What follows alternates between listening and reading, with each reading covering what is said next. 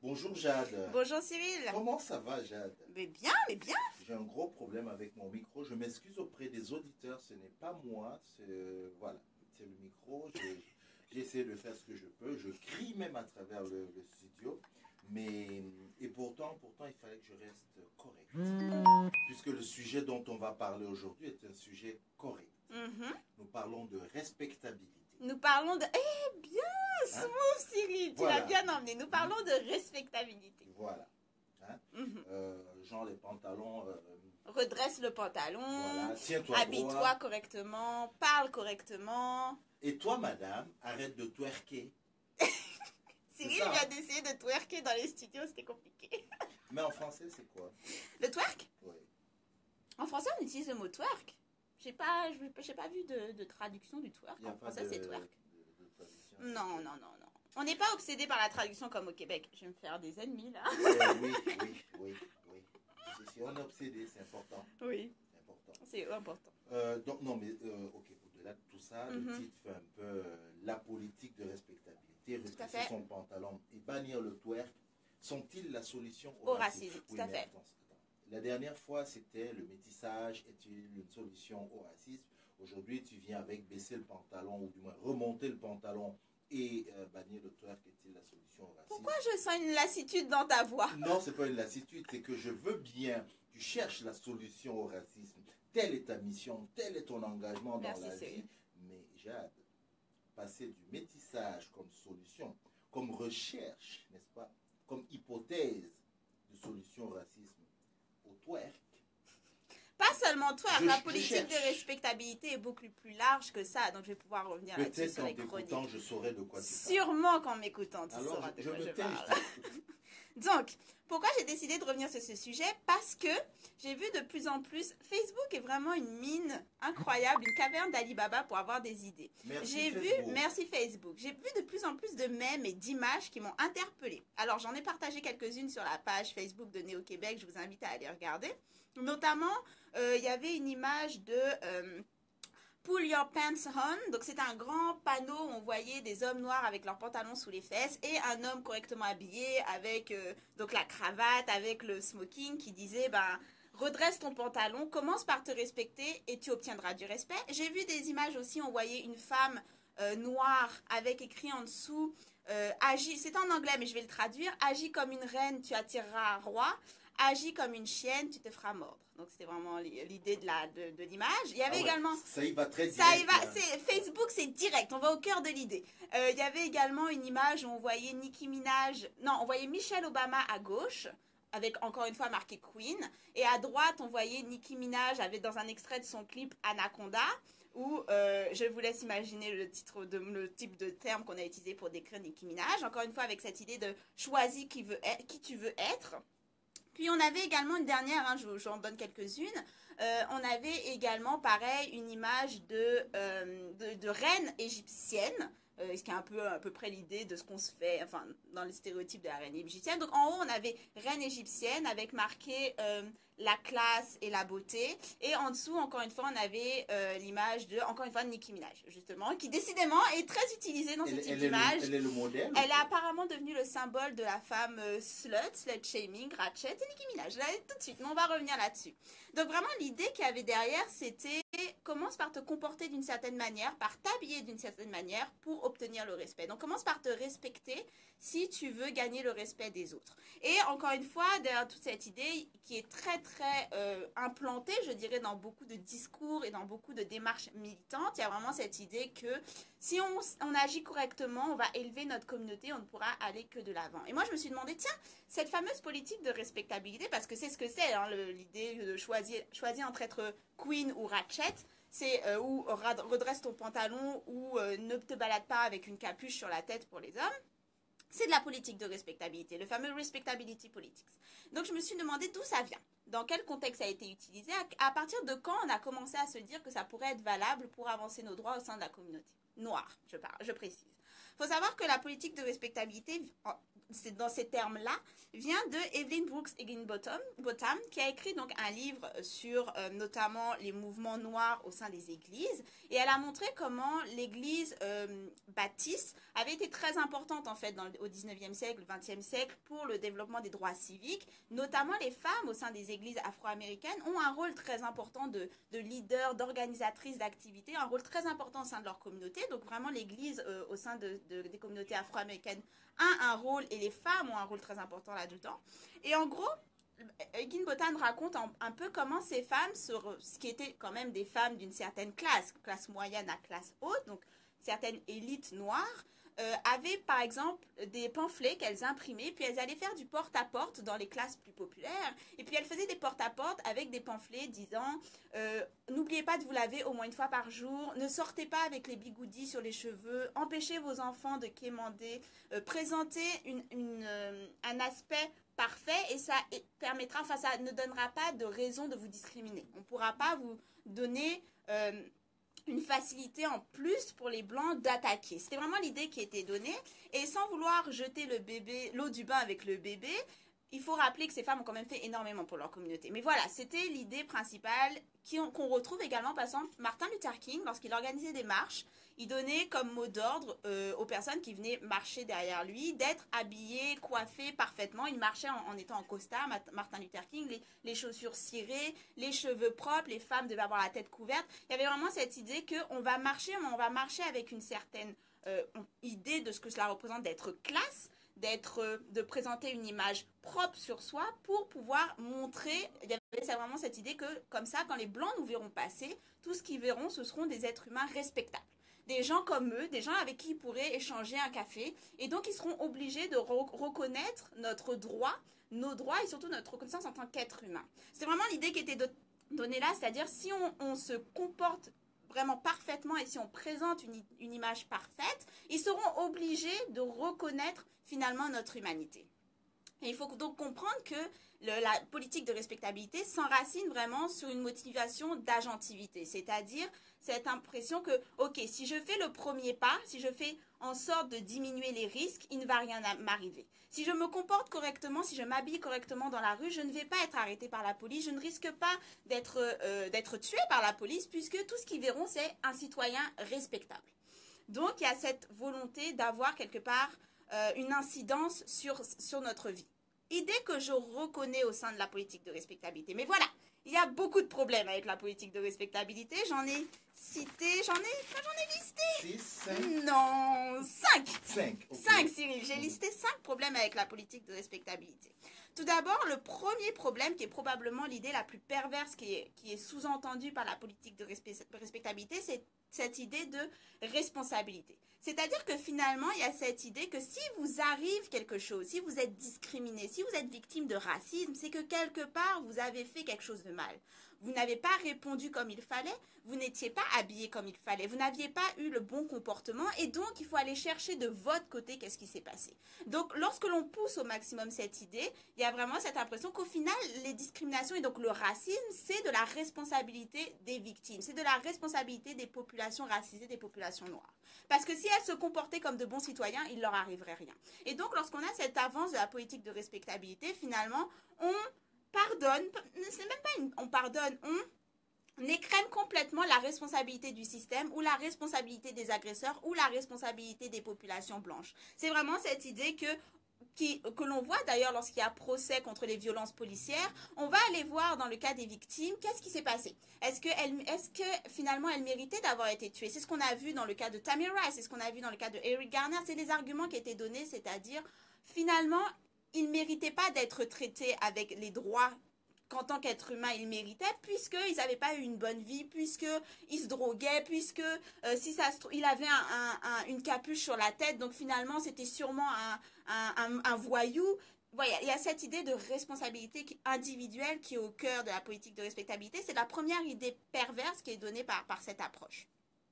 Deuxième problème avec avec la politique de respectabilité, c'est qu'encore une fois, on réduit le problème à l'individu. C'est-à-dire qu'à partir du moment où des individus vont se comporter convenablement, d'autres individus vont apprendre de leurs erreurs et se rendre compte qu'il s'agit d'êtres humains, tout ce qu'il y a de plus humain comme eux. Et donc, avoir le bon comportement envers eux. Et encore une fois, on se retrouve avec une approche qui écrème complètement, qui évacue complètement l'idée du système, qui évacue complètement que des structures fonctionnent pour certaines populations au détriment d'autres populations. Et qu'en dépit des comportements individuels, en dépit du fait que vous puissiez avoir le CV le plus parfait, la garde-robe parfaite, le langage qu'il faut, et que vous arriviez à convaincre la personne en face de vous traiter comme il faut, il reste que derrière, il y a un système qui fonctionne contre vous. Et cette approche empêche complètement d'attaquer le système. Troisième problème avec la politique de respectabilité, c'est probablement le problème qui on va dire, me forme la plus grosse boule à la gorge, c'est que ça hiérarchise les individus qui méritent une protection au détriment des autres. Ça hiérarchise les individus au sein des populations racisées. C'est-à-dire qu'on a cette idée dans ces images, c'est que Michelle Obama mérite le respect, mérite d'être défendue, c'est une icône, tandis que les femmes qui ressemblent à Nicki Minaj, elles, mériteraient d'être envoyées sous les roues des bus. Il y a cette idée qu'il y aurait des individus qui diminueraient la valeur de notre communauté, et donc ces individus doivent soit être exterminés, c'est l'idée qui est donnée, soit être oubliés dans les mouvements du militantisme. Et donc, on ne va jamais défendre les populations qu'on considère comme ne méritant pas d'être défendues.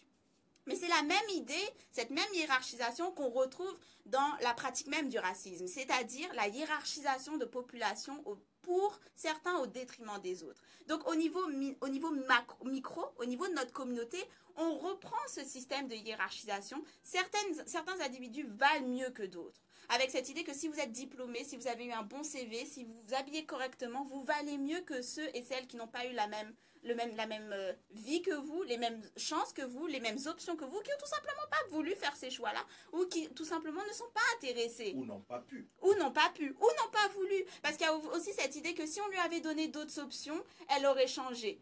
Non, peut-être qu'elle est heureuse comme ça, peut-être que c'est la vie qu'elle veut mener, et tant mieux. Et je rappelle quand même au passage que Nicki Minaj est une des femmes les plus riches de l'entertainment, juste façon. Mais bref, il y a encore de nouveau cette hiérarchisation des populations, en sachant que du coup, certaines sont envoyées sous les roues des bus dans notre militantisme. Je donne un exemple, Pauli Murray. Il faut savoir que Rosa Parks, tout le monde connaît Rosa Parks, au moment donc des droits civiques, la NAACP, qui était donc l'organisation de défense des droits civiques, recherchait des dossiers pour amener au tribunal. Et donc, tout le monde connaît Rosa Parks, mais peu savent qu'il n'y a pas eu que Rosa Parks qui a refusé de donner son siège à des personnes blanches. Et ce n'est pas un hasard si c'est Rosa Parks qui a été mis en avant comme symbole. Mais avant Rosa Parks, il y a eu d'autres individus qui ont refusé de laisser leur place à des blancs et qui ont également apporté leur dossier à la NAACP pour dire, bon, bah, moi aussi, je veux participer à la démarche, moi aussi, je veux porter plainte, je veux être représentée. Pauli Murray, sa particularité, c'est que c'était une personne au 19e siècle, début du 20e siècle, il n'y avait pas encore la terminologie trans. Donc je ne peux pas utiliser le mot trans parce que ce serait faire de l'anachronisme. Mais Pauli Murray, c'était un homme qui avait été assigné au sexe femme à la naissance. Donc c'était un homme qui, pour la société, se voyait forcé d'être assigné comme étant une femme lesbienne. Et lorsqu'on lit son autobiographie, Pauli Murray n'avait pas encore les termes pour préciser. Pauli Murray disait « Je ne suis pas une femme, je ne suis pas lesbienne. » Mais je n'ai pas le terme pour avancer. Donc à la fin de sa vie, Pauli Murray décide, un peu par manque d'autres options, de dire « Ok, je me reconnais comme lesbienne femme, mais c'est pas ce que je suis. » Donc Pauli Murray, c'était un homme. Et donc, il se fait arrêter dans le bus avec sa compagne. Il se fait arrêter avant Rosa Parks, okay. Refuse de donner son siège à une personne blanche et apporte son dossier à la NAACP. Et au moment de son arrestation, Pauli dit au policier qui lui demande son nom, Pauli dit « Je m'appelle Oliver ». Donc, il se présente comme il est, c'est-à-dire en tant qu'homme. Apporte son et à ce moment-là, je rappelle, il est avec sa compagne. Apporte son dossier à la NAACP, qui va refuser de le représenter parce qu'il dit, à ce moment-là, ils disent, vous êtes queer, votre dossier, c'est pas bon pour notre communauté. Et j'utilise le mot queer, pas dans le sens qu'on utilise aujourd'hui où il y a eu récupération du terme, mais dans le sens du XXe siècle où c'était encore une insulte. Vous êtes weird, vous êtes bizarre, vous êtes étrange, vous allez donner une mauvaise image de la communauté, donc on ne va pas vous représenter. Donc il laisse tomber le cas de Pauli Murray. Ça, c'est pour vous montrer comment la politique de respectabilité fonctionne contre les membres de notre communauté. C'est-à-dire qu'on abandonne ceux et celles qui ne présentent pas suffisamment bien pour notre communauté. Mais imaginez les avancées qu'on aurait pu faire si la NAACP avait retenu ce dossier contre le racisme, contre les discriminations, mais également contre l'homophobie, contre la lesbophobie, contre la queerphobie, contre la transphobie. Ça aurait été beaucoup plus loin dans les démarches. Mais on a abandonné ce dossier parce que ce n'était pas l'image qu'on voulait donner à la NAACP. On préférait une Rosa Parks à un Pauli Murray. Ça, c'est pour vous donner comment on abandonne certains individus parce qu'ils ne présentent pas suffisamment bien selon les normes de cette société. Problème numéro 4. Je te sens venir, Cyril. Attends, oui, non, vas-y. Problème numéro 4, même si je reconnais encore une fois ce besoin d'agentivité, il faut bien comprendre que l'idée même de la politique de respectabilité et du coup le sous-entendu très pervers qui est donné, c'est que certaines populations doivent faire leurs preuves pour être traitées comme des êtres humains. Donc vous devez mettre en avant, vous devez faire vos preuves, vous devez mettre en avant un certain comportement ou une certaine tenue vestimentaire ou un certain langage avant qu'on respecte vos droits. Tandis qu'il y a des populations où on ne leur demande pas de faire une telle démarche. On ne leur demande pas de prouver qu'ils méritent d'être traités comme des êtres humains. Les Blancs, on ne leur demande pas d'avoir un certain comportement avant de respecter leurs droits. Donc, l'idée qui est donnée derrière la politique de respectabilité, c'est que, avant d'être traité comme un être humain, comporte-toi comme un être humain. Donc, on déshumanise les individus. On déshumanise certains individus tant qu'ils n'ont pas fait leurs preuves. Et ça, c'est un gros problème de la politique de respectabilité. On va dire c'est un des problèmes qu'on ne peut pas contourner. Et en plus, on doit faire ses preuves, mais selon quelles normes? Et c'est ça encore le 5e problème que je voulais emmener. La norme qu'on nous demande de respecter est une norme qui est mise en place par les populations majoritaires, par les Blancs. C'est-à-dire qu'on nous demande d'avoir un comportement puritain, d'avoir une présentation parfaite, et d'avoir un langage parfait, mais selon quelles normes? À qui on est comparé? À qui, encore une fois, on nous demande de ressembler? Parce à la société majoritaire. Exactement, parce que quand on marchait avec ce fameux costard, les cheveux propres, etc., il fallait ressembler à la fameuse blue class, c'est-à-dire les travailleurs col blanc. Mais la grande majorité de travailleurs col blanc, c'était les Blancs. Donc, encore une fois, on donne cette image que la respectabilité est incarnée par les Blancs et les autres populations doivent leur ressembler pour pouvoir mériter d'être traitées en tant qu'êtres humains. Et c'est un problème. C'est quelque chose qu'on devrait abandonner. La politique de respectabilité ne fonctionne pas. Pourquoi elle ne fonctionne pas? Et je peux donner des dizaines et des dizaines d'exemples, mais je vais vous parler notamment de Jonathan Ferrell. Jonathan Ferrell, c'est un homme noir qui est allé à l'université, qui était fiancé, qui avait un job dans une entreprise, tout ce qu'il y a de plus correct. Un casier juridique vierge de chez vierge. Il avait eu une bourse pour aller à l'université, une bourse sportive. La vie, comme je l'ai dit, c'était un travailleur, donc on imagine les vêtements qu'il avait. Vie parfaite. Lorsqu'on a cherché dans son casier, il n'y avait absolument rien à critiquer. Il avait fait toutes les étapes. Jonathan Ferrell, un soir, dans sa voiture avec son fiancé, ils ont un accident de voiture. Il sort de la voiture, pendant l'accident, il avait perdu son téléphone, il n'avait pas le moyen de communiquer. Il sort de sa voiture complètement choqué, va frapper à la première porte venue d'une maison pour demander de l'aide, pour demander à ce qu'on appelle les pompiers et la police. Il frappe à la porte d'une femme blanche qui, paniquée de voir un homme noir frapper à sa porte sans chaussures, choqué, blessé, appelle la police. La police arrive. Jonathan Ferrell va vers la police. Je rappelle, il sort d'un accident de voiture, donc il va vers la police en demandant de l'aide. Probablement qu'il est encore choqué. Sa compagne est dans la voiture. Il appelle à l'aide. Le policier sort son arme et lui tire dessus 12 fois. Il meurt. Il est mort parce qu'il est allé demander de l'aide en sortant d'un accident de voiture. On n'est pas parti du principe que c'était un être humain. C'était un noir qui avait besoin d'aide, mais pour la police, c'était un noir qui était au mauvais endroit, au mauvais moment, et c'était probablement une menace. Donc on l'a tué. La politique de respectabilité n'aurait rien pu faire pour Jonathan Ferrell. Il a tout fait comme il fallait. Il a fait A, B, C, D, E. Il a fait tout dans l'ordre. Il était fiancé. Il avait une vie parfaite. On ne pouvait pas critiquer quoi que ce soit. Ça ne l'a pas empêché d'être tué par la police. Voilà pourquoi ça ne fonctionne pas, la politique de respectabilité. Parce qu'on ne devrait pas avoir à faire nos preuves pour être traités comme des êtres humains. Parce qu'on ne devrait pas avoir un certain comportement pour avoir le droit d'être dans l'espace public. Encore une fois, je rappelle qu'au moment de l'esclavage, c'était les Blancs qui donnaient le Freedom Papers, le certificat de liberté. Donc si vous aviez ce papier, vous aviez le droit de marcher dans la rue. Si on vous prenait sans ce papier, vous risquez la mort. Ça vous rappelle rien parce que de nos jours, si on n'a pas les bons papiers, si on ne se présente pas suffisamment et selon une norme blanche, on n'a pas le droit d'être dans l'espace public et on risque la mort.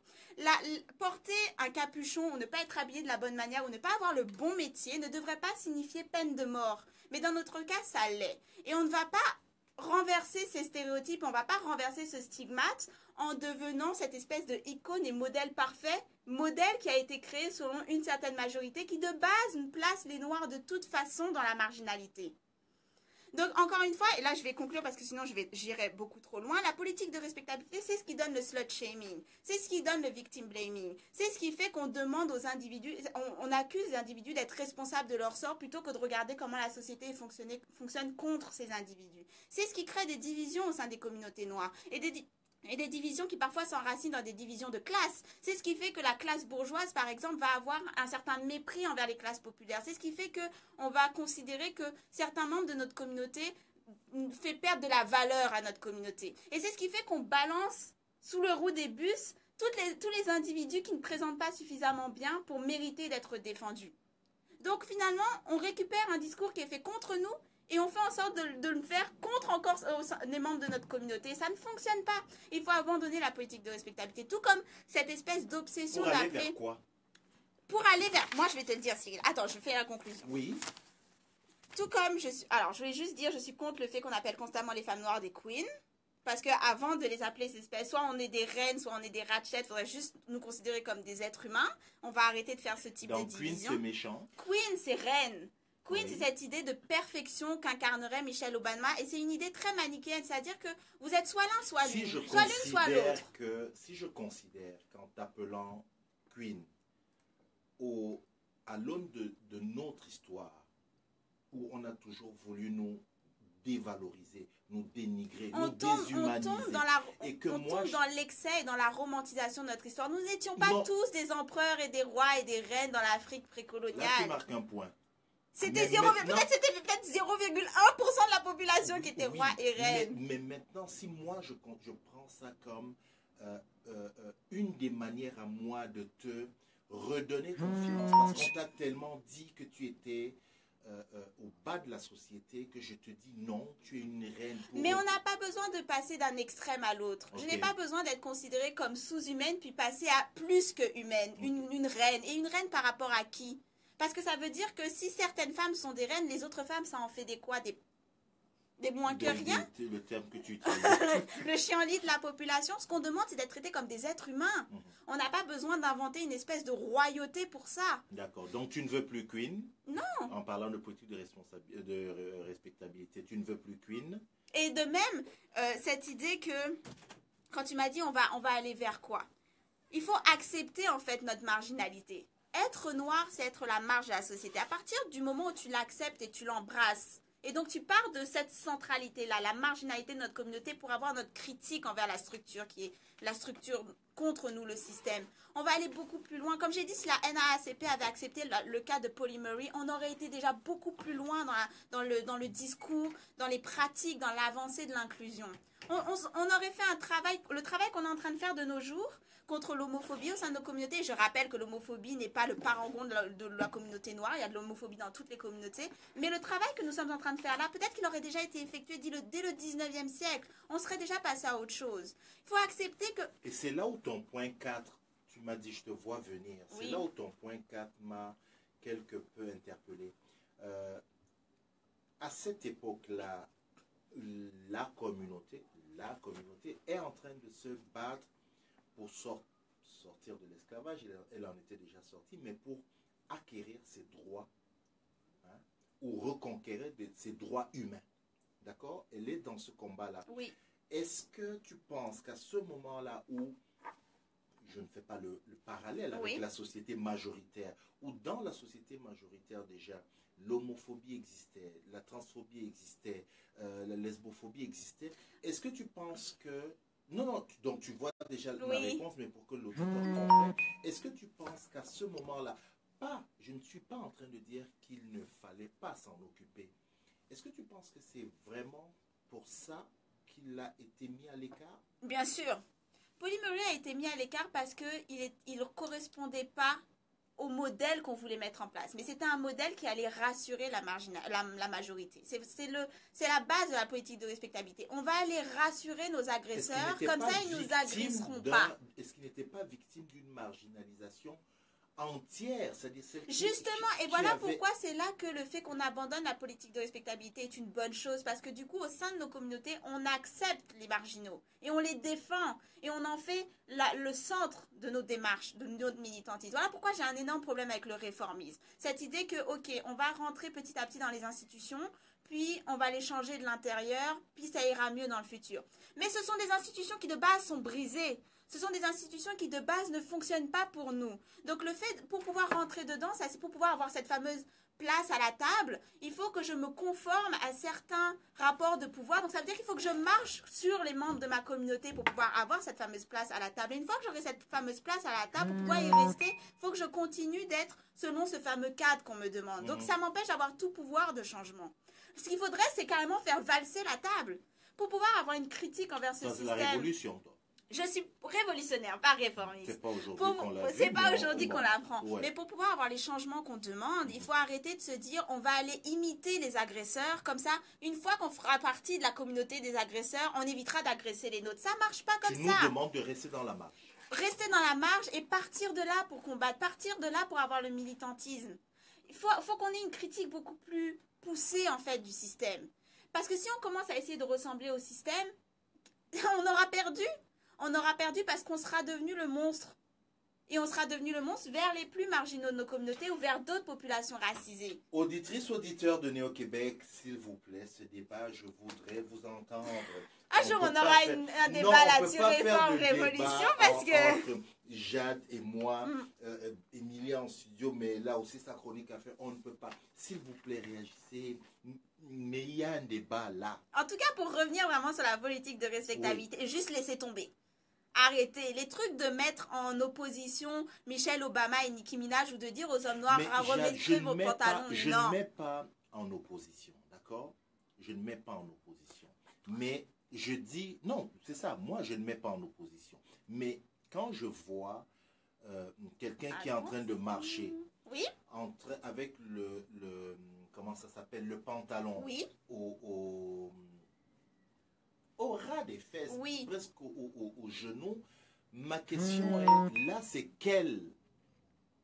Je suis mode, hein. Ouais. Je pense que vous le voyez tous les jours, là. Hein? Je suis mode, d'accord. Mais là, quelle est là? C'est quoi la mode, là? C'est quoi le truc?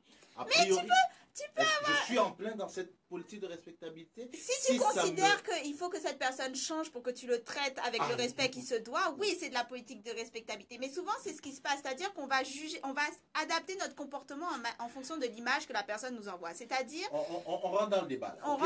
rentre dans le débat. Émilie va rentrer dans le débat. Et puis, ok. Vas-y, tu disais... Oui, c'est ça, petite intervention très, très rapide.